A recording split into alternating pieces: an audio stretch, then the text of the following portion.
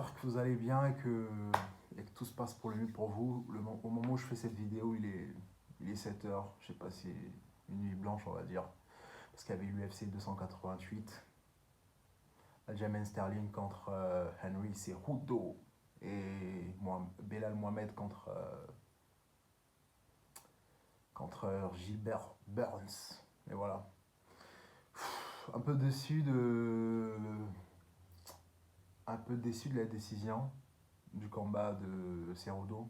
Il y a un juge qui lui donne, il y a un juge qui lui donne la victoire et les deux autres le donnent à Sterling.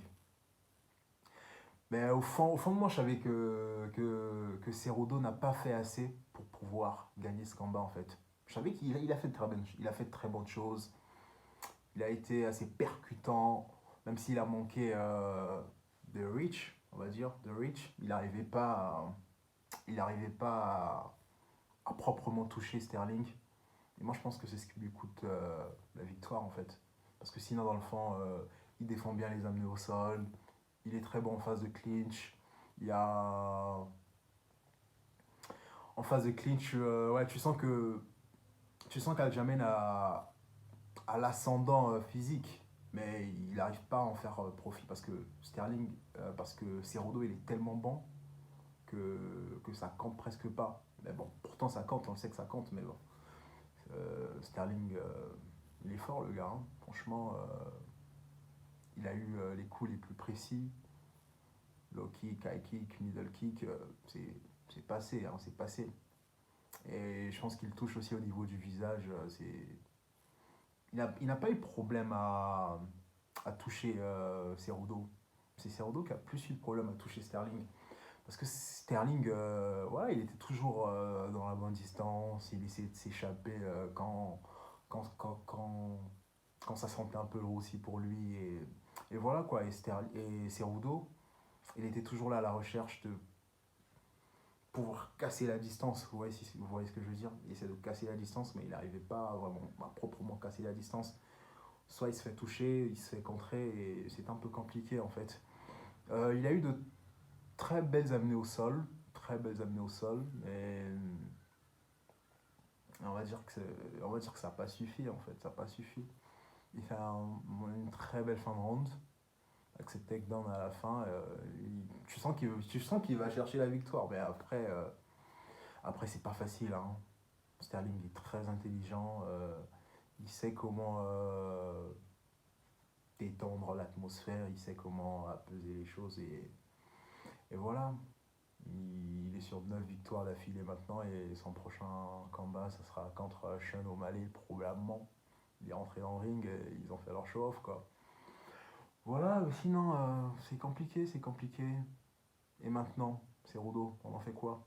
Je sais pas, je sais pas. Ça aurait été beau pour lui de pouvoir battre Sterling, ensuite aller chercher Sean O'Malley, battre Sean O'Malley, ensuite aller confronter Volkanovski. Mais là, je vois pas comment ça va se faire, hein. Je vois vraiment pas comment ça va se faire. Oh, il y a une lumière là qui vient, c'est le soleil. Je vais essayer de régler ça. On va pouvoir continuer. Le premier round annonce déjà la couleur. Sterling, il fait un gros pressing sur Henry. Et il n'a pas pu le faire pendant tout le long du combat. Il a fait lors du premier, du deuxième et du quatrième round. Il a été très percutant.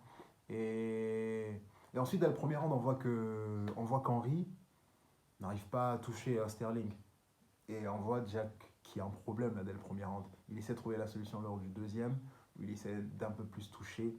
Mais c'est toujours compliqué, hein. Il n'arrive pas à toucher de manière assez signifiante en fait. Et là, c'est dur, ça c'est dur. Franchement, lors de la décision, je me suis dit, putain, il va pas le faire quoi. Il va pas réécrire l'histoire. Mais bon, je ferai une nouvelle vidéo sur lui prochainement, sans doute. Et maintenant, pour Sterling.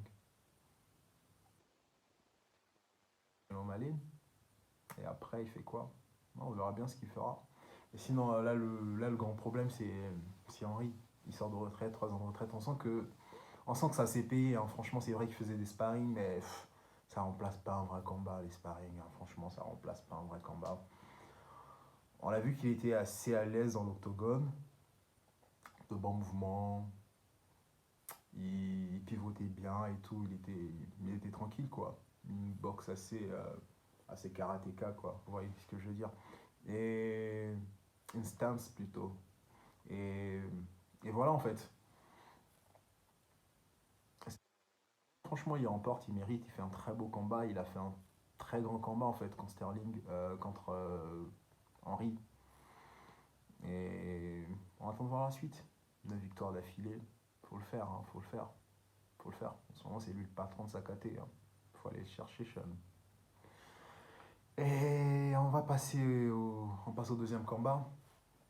On passe du combat avant ça, en fait, avant le main event. Belal Mohamed, Gilbert Burns. Gilbert Burns, on va dire qu'il est un peu déçu. Hein. C'est vrai que,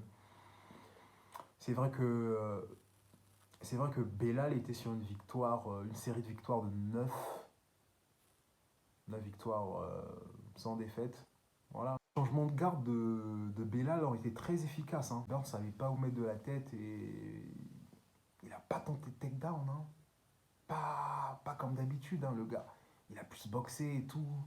Moi, je me disais qu'il tenterait plus des abdos au sol, mais ça n'a pas été facile. Le gars a bien tenté, il a bien défendu les abdos au sol, Belal. Très bon contreur aussi. Ah, les body kicks, ça c'était savage, comme on dit. Hein. Franchement, ça a vraiment les attaques de Burns, de Burns. Et après, Burns a été touché. Il a été touché, le gars. Sans, son épaule gauche a sauté. Parce qu'après, à un moment, il pouvait plus lancer son jab. À un moment donné, quand tu lances pas ton jab, comment tu fais pour pouvoir lancer une attaque? Là, c'est un peu chaud, en fait. Et ça a vraiment aidé Belal. Belal a tout de suite remarqué que Burns s'était touché au niveau de l'épaule. Et il en a profité, quoi. Body kick, le gars avancé, le gars avait l'octogone control. Et voilà, franchement, on attend de voir la suite. Et franchement, je sais pas ce que ça donnerait contre Léon Edwards, mais ils se sont affrontés, il y a eu un no contexte. Edwards, il est en train de rouler sur Belal, il lui roulait dessus, mais après il a eu ce doigt dans l'œil, no contexte. Et voilà, franchement, s'ils s'affrontent, je pense pas que ce sera le même combat. Hein. On verra un tout autre combat. Le gars a pris en confiance, il est sur 10 victoires d'affilée maintenant et il est prêt pour son title shot. Hein. Franchement, vivement, vivement. Et s'il gagne, ça va être bien pour lui. Mais sinon, même si je suis fan de Léon Edwards, je préfère qu'il garde la ceinture, Léon. Je veux bien qu'il garde la ceinture. Et après ça, voilà, voilà. Toujours continuer à la défendre et jusqu'à ce qu'il s'arrête.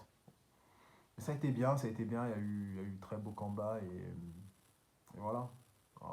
Je vous dis à plus pour la suite. Je ferai une vidéo sur Henry Cerudo pour sa suite. Je vous laisse les gars.